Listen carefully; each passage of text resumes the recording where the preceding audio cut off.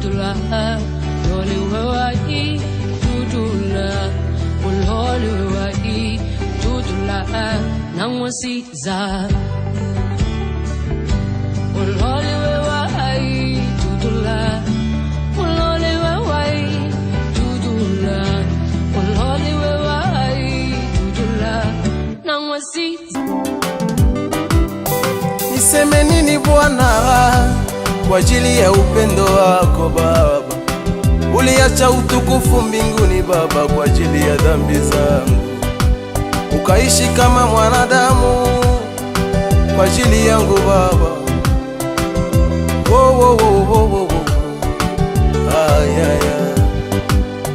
Kama sio wewe Baba wangu ningelikuwa wapi mimi?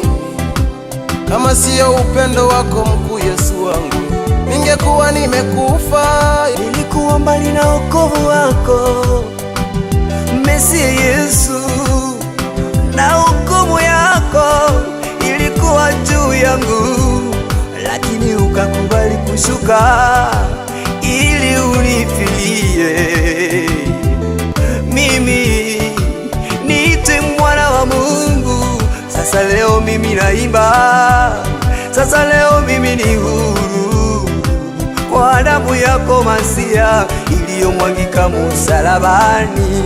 Acha nikuimbie, acha nikuabudu, acha nikuinue. Amen. Nani kama wewe? It is another great day, and thank you so much for watching Deliverance TV.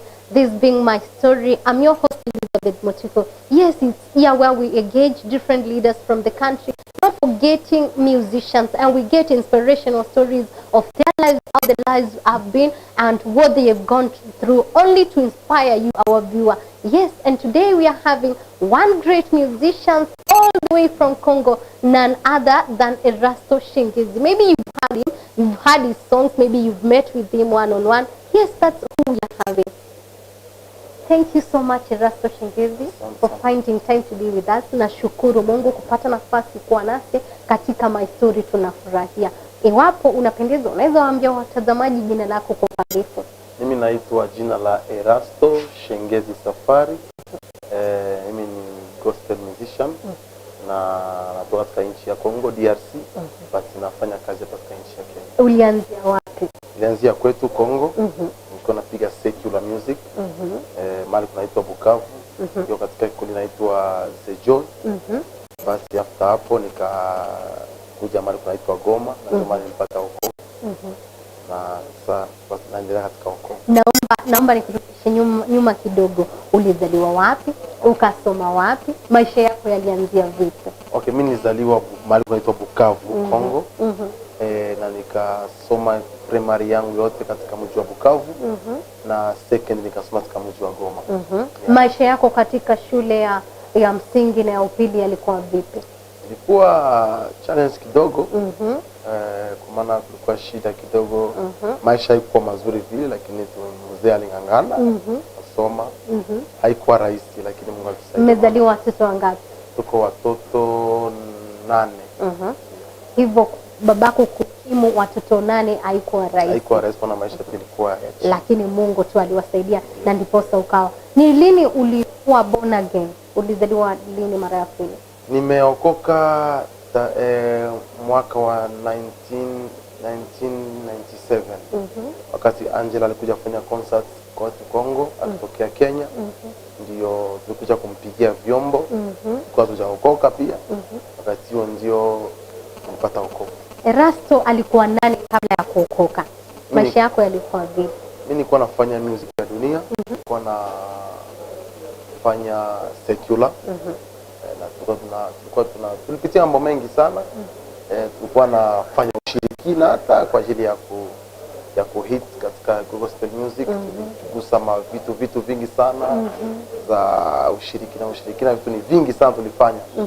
Tulikuwa nimefanya hiyo music, nilianza kupiga secular music nikiwa na 12 years. Pia bass guitar.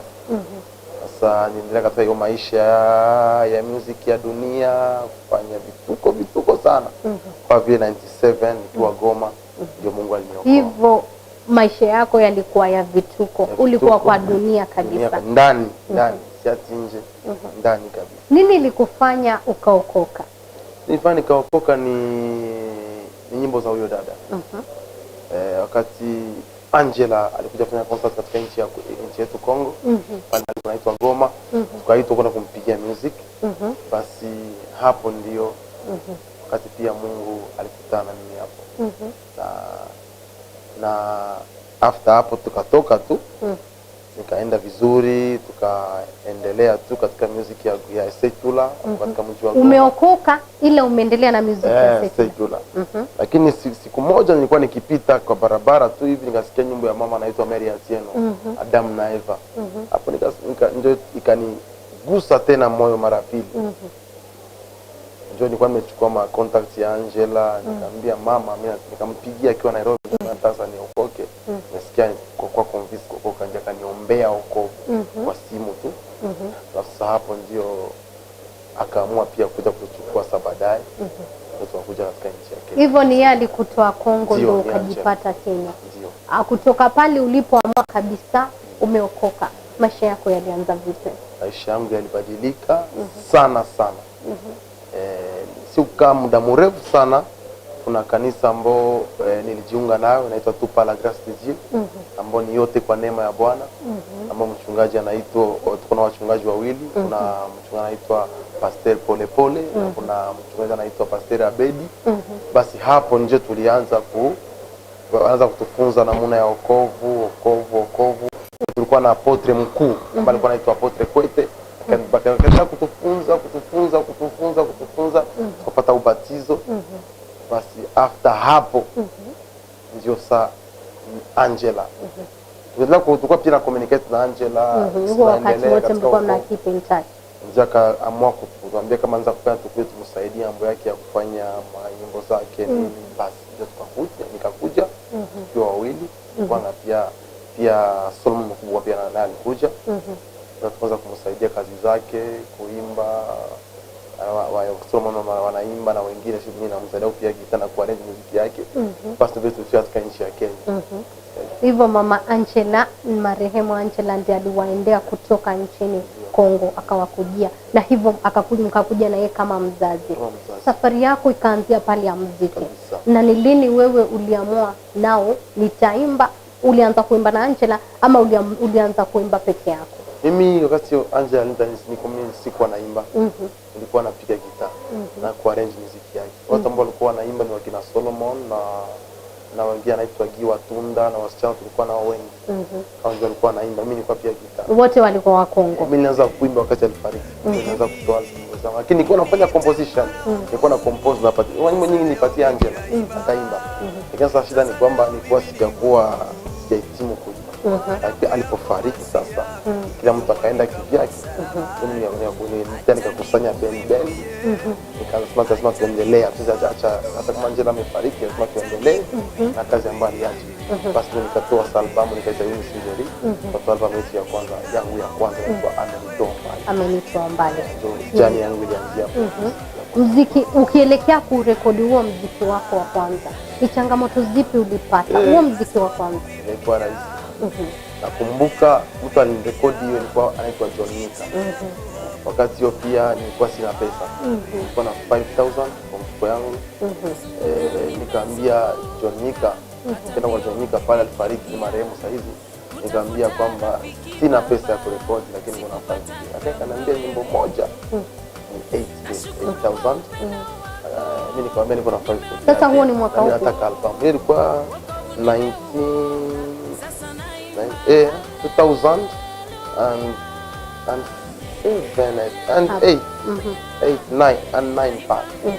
Angela kifariki tu ania.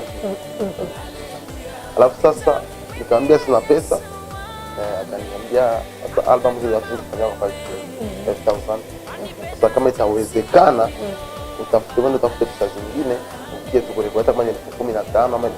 Kama sina nyingine kama utanirekodia hii 5,000 niko na mimi nataka album, maisha yako mbaya nataka nisaidie. Akaamua kunirekodia. Akarekodi nyimbo moja na 8K lakini akanirekodia na album nzima kwa 5,000. nikarekodi, nikaita Eunice Njeri, alikuwa rafiki yangu, nilikuwa namsaidia vyombo zake, kupigia vyombo nini, nilikuwa naye kwa muda, ndio tukasaidiana na album, kufanya album, ikatolewa. Sasa video ilikuwa shida pia, nilifanya video yangu na simu. Simu kwa kuwa unge afford kamera. Na nilikuwa nikipeleka nyimbo zangu kwa media na Devo locally. Lakini ndio nilikuwa nasema kwa namna kufanya. Maisha ilikuwa down, kwa chini sana. Nikaamua kufanya nyimbo zangu hivyo zote, nikafanya na simu. Simu ilikuwa ya Angela, Elisha alikuwa naye. Tukafanya editing nayo, lakini kwa wakati ulikuwa bado na Elisha. Lakini quality ilikuwa chini sana. Basi nikapata jamaa mmoja alisikia nyimbo zangu, akaamua kunisupport kufanya nyimbo 2 peke yake. 10,000 video. Ndio nikafanya nyimbo ile, amenitoa mbali, nikarudia video na Eunice Njeri na ingine inaitwa Ibrahimu. Basi ndio tukafanya hivyo. Ndio sasa media ikakubali kucheza. After hapa Mungu akanisaidia sasa wa Kenya pia kupitia media za Kenya, ndio nyimbo zangu zikaanza kujulikana, watu wakaanza kuzipenda. Ninashukuru sana Kenya kwa maana walipokea na nguvu. Kwa hivyo wewe katika wakati ulitoa muziki wako, licha ya changamoto ya kuwepo, ulikuwa na shida ya hela, ulijipata kwamba muziki wako umepokelewa vyema kabisa. Na nilikuwa na hiyo bidii, unajua bidii pia. Nilifanya bidii na kuomba Mungu, ambia Mungu nisaidie tu.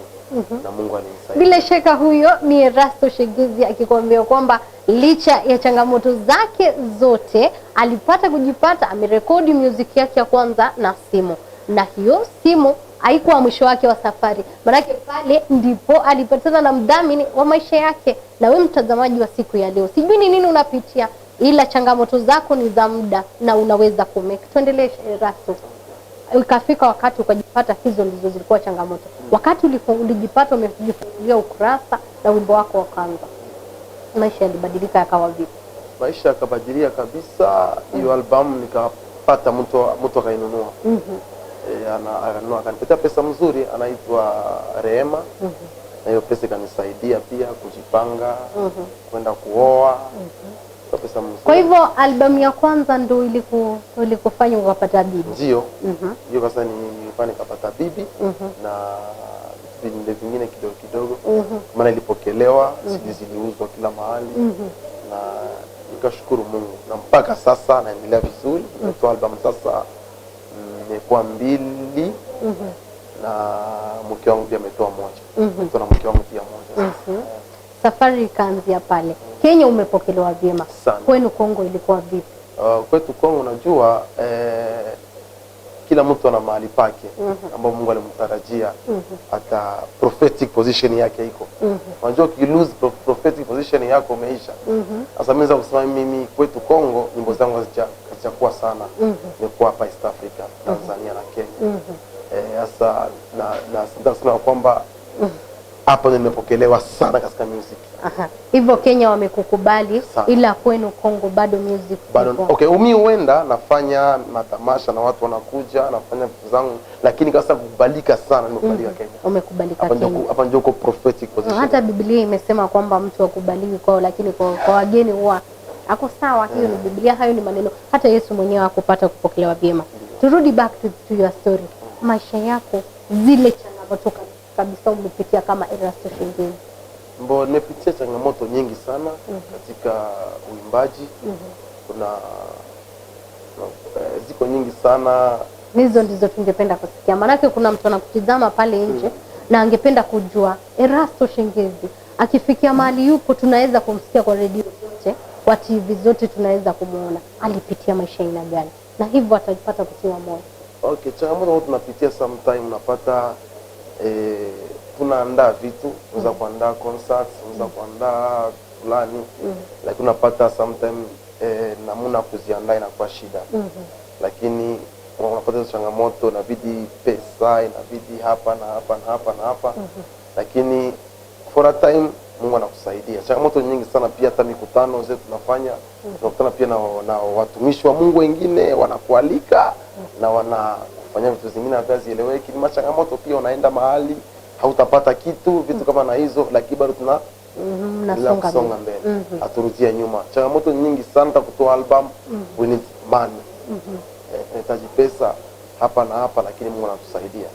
Isipokuwa sasa mimi Mungu amenipatia neema fulani, nikapata manager anatusaidia kuturekodia nyimbo zetu, kutusaidia hapa na pale, ambaye inaitwa studio inaitwa Maxton Media.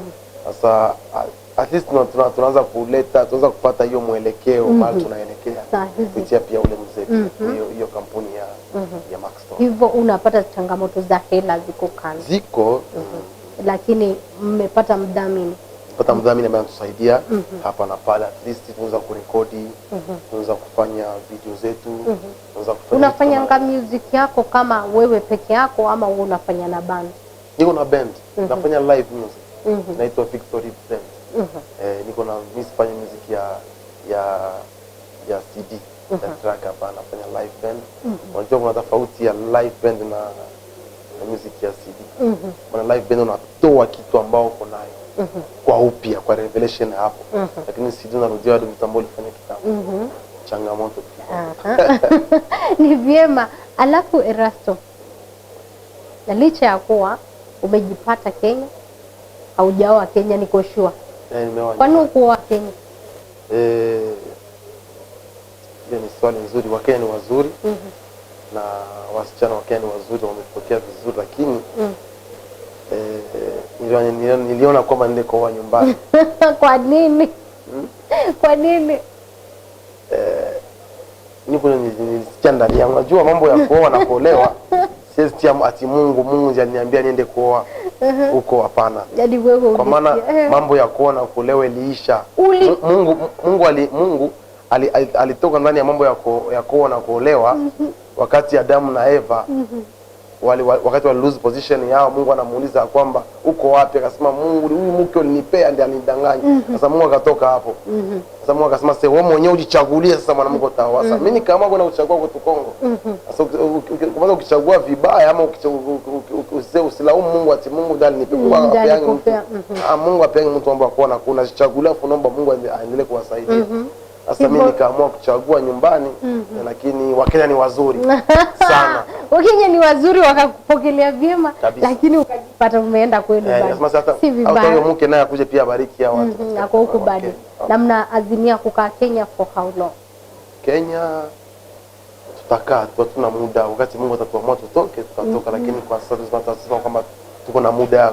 Kuna Mungu ndiye ametuleta kufanya kazi katika nchi ya Kenya. Wakati pia Mungu ataamua tutoke tuende mahali pengine, tutatoka. Ningependa kusikia story yako na Angela. Maisha yenu yalikuwa vipi na Angela? Angela ametusaidia muda mrefu. Lakini naweza kuongea tu kuhusu ushuhuda kidogo tu kuhusu accident ya Angela ilikuwa. Sio kama utaniruhusu. Naam, unaweza ongea. Kwa ufupi tu, hiyo wakati Angela alifariki, tulienda naye katika mji wa Nakuru, mali na Egerton, usiku. Tulikuwa pia na safari ya asubuhi ya kwenda Dar es Salaam, kwa tiketi ya ndege kwenda Dar es Salaam kwa concert na Rose Muhando. Basi hiyo tukafanya hapo, tulifanya hapo Egerton, tukapiga music, akaimba, nikampigia gitaa, akaimba. After saa 9 hivi tukaamua kutoa kwenda. Basi hiyo gari ambayo iliua Angela sasa hiyo, tukaingia ndani ya hiyo gari. Tulipofika hapo mahali kunaitwa kama unatoka Nakuru unaenda Nairobi, kuna kwa hapo kuna hiyo inaitwa flyover hapo. Basi Angela hapo tulipofika hapo, Angela alikuwa amesahabu kibeti yake na pesa. Basi akaniambia mimi nirudi kuchukua hiyo, nikakataa, nilikuwa nimechoka sana. Kwa Mungu alikuwa anataka kuniokoa kwa hiyo njia. Basi nikarudi. Niliporudi nikapata, akaniambia wanaendelea polepole, nichukue tu taxi ndio wapata kwa njia niingie kwa gari tuendelee. Nilipofika hapo nikapata principal anahesabu pesa. Akaniambia kwamba niache Angela waendelee, alafu mimi atanipeleka na gari yake, alikuwa na gari kubwa, wapata kwa njia. Basi ndio ilikuwa neema yangu. Tukafanya hapo 30 minutes. Akanipatia pesa 50k, na pia na kibeti ya mama nikachukua mali alikuwa ameacha, nikaamua kurudi nyuma. Akaanza kunipeleka, tukaenda mbio sana kuwafuata. Alikuwa amepigia Angela kwamba yeye aendelee tu, atanifuata, atakia na mimi nyuma. Sasa hapo tulipata Angela amefariki kwa barabara, kwa Valley Road block. Alikuwa amegonga, tulikuwa na gari imefanya, ilikuwa imegonga lori ambaye ilikuwa nasimama tu. Inaonekana huyo dereva lala, alafu alikuwa speed kubwa.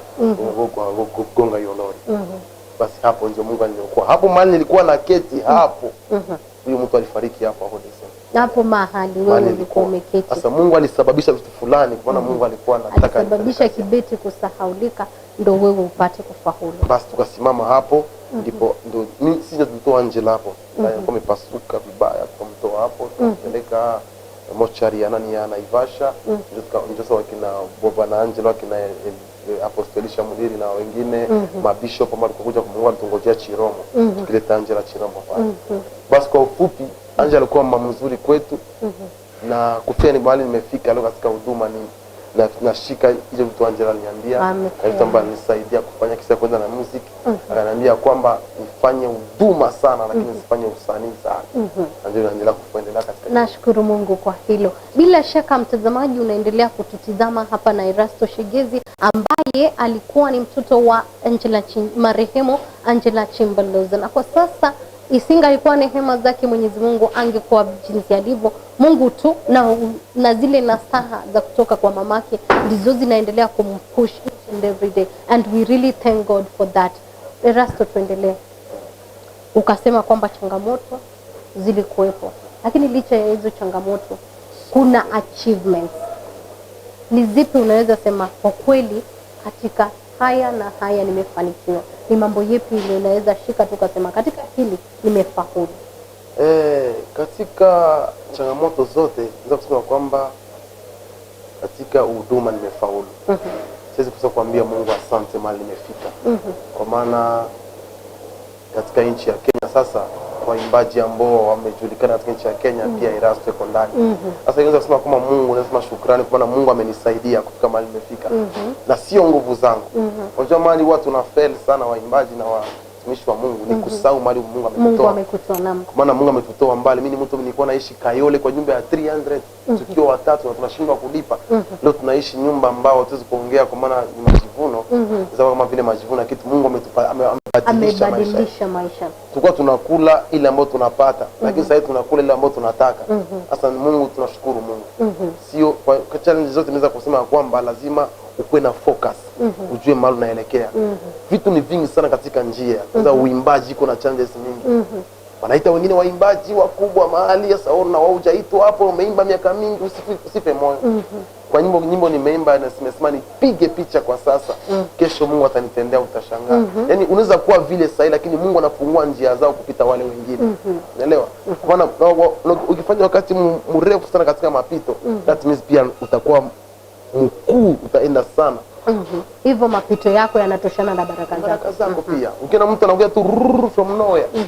Pia ukao kujua yangi rahisi sana. Kwa hivyo mapito yako yalikujenga kwa the person you are. Watumishi wa Mungu wote wana mahali wametokea. Hata ukisikia hata mahali tuko saizi TG hata Apostle Musili ana mahali ametokea mbali sana. Kufika mahali iko ni Mungu. Sasa ni kujua mahali unaelekea ni wapi. Focus. Ile yeka you know where you're going. Na baadhi ya vitu nashukuru hilo nitazingatia. Baadhi ya mambo ambayo unaweza sema kabisa umeachieve, manake umetoka yale maisha ulikuwa unaishi, sasa umebadilishiwa maisha. Mbali na hayo mengine ambayo Mungu amekutendea? Mungu ametutendea, ndio nimekwambia kwamba sasa hivi tumekuwa na mambo kama ya gani kabisa sijaelewa vizuri. Yako zile achievements kama kusema nikatoka venye umesema ukatoka katika mabanda, sasa hivi unaishi katika nyumba nzuri, labda ukakuwa na kampani yako, vitu kama hizo. So kama vile nikwambia kama sasa hivi tumekuwa na mtu ambaye anatusupport sasa. Tuko na manager ambaye anatufanyia kazi ya kuturekodia nyimbo zetu. Sasa hatuna stress ya kurekodi nyimbo, video. Tumekuwa na mtu ambaye anasema hii umepitia mengi sasa, Mungu acha nikupatie mtu ambaye atawasaidia mkiwa na fanya kazi. Mimi nafanya huduma na mke wangu na band. Sasa tumesaidiwa na hiyo manager na una band ya watu kama wangapi? Tuko na watu 10 sasa. The live band. Sasa tumeandaa matamasha ambayo zinaitwa Rumba Night. Very soon itakuwa na maconcert tunazo katika makanisa huku na huku. Na hiyo band yetu. Lakini nafikiri tutaongea baadaye. Ni vizuri kuwa na vision. Unajiona wapi miaka 5 ijayo? Najiona mbali sana katika kazi ya Mungu. naona tukifanya concert kubwa za kusifu na kuabudu. Tukifunza watu namna ya kusifu na kuabudu, maana lazima tuelewe kwamba muimbaji ni sifa na maabudu. Na nimeona sana pia kampuni yetu ambayo inaitwa Maxton ikiwa mbali sana. Mngependa kufika wapi? Mngependa kuwa na production zenu wapi? Vitu kama hizo mngependa kuwa na production karibu Afrika mzima sasa. Kwa tukiwa na Maxton, ikiwa Kongo, ikiwa South Africa, ikiwa yani anywhere, na mamiji hapa Kenya, kila fast tukiwa nayo. Na pia tukiproduce vitu vikubwa. Changamoto ambazo huwa mnapata katika Maxton Production Company huwa ni zipi? Changamoto hiyo kwa maana we need ziko mingi sana, kama tunahitaji watu pia tunahitaji watu wa kutusupport pia as Maxton Production. Pia Mungu atusaidie, tunahitaji sponsors hiyo sponsors. Ziko changamoto ziko mingi sana. We have to watu tunaweza kununua kamera hii ndogo inakuwa advanced. Sasa tununue zingine kamera, tununue vitu na vitu, tununue vitu zinaitwa vitu gani watu hao ndio wanajua. Vitu mingi. Sasa hiyo yote tuna need money. Changamoto ni pesa. Pesa ndio tunahitaji pesa. Hivyo naomba Mwenyezi Mungu awape bariki pesa. Mungu atatenda, manake huwa anatenda kwa wakati wake. Shukrani sana mtazamaji kwa kuendelea kutegea My Story. Ukiwa nami Elizabeth Matuko, na siku ya leo nimekuwa naye Erasto Shegezi ambaye ni mwimbaji mkuu wa rumba, nyimbo za rumba na gospel rumba, si rumba ya kawaida ile unajua, ila ni gospel rumba, na amepitia changamoto, lakini nimekuambia licha ya hizo changamoto zote yeye amepata kufanikiwa tu, si kwa kuwa anaweza, ila ni kwa neema zake Mwenyezi Mungu. Usicheze mbali.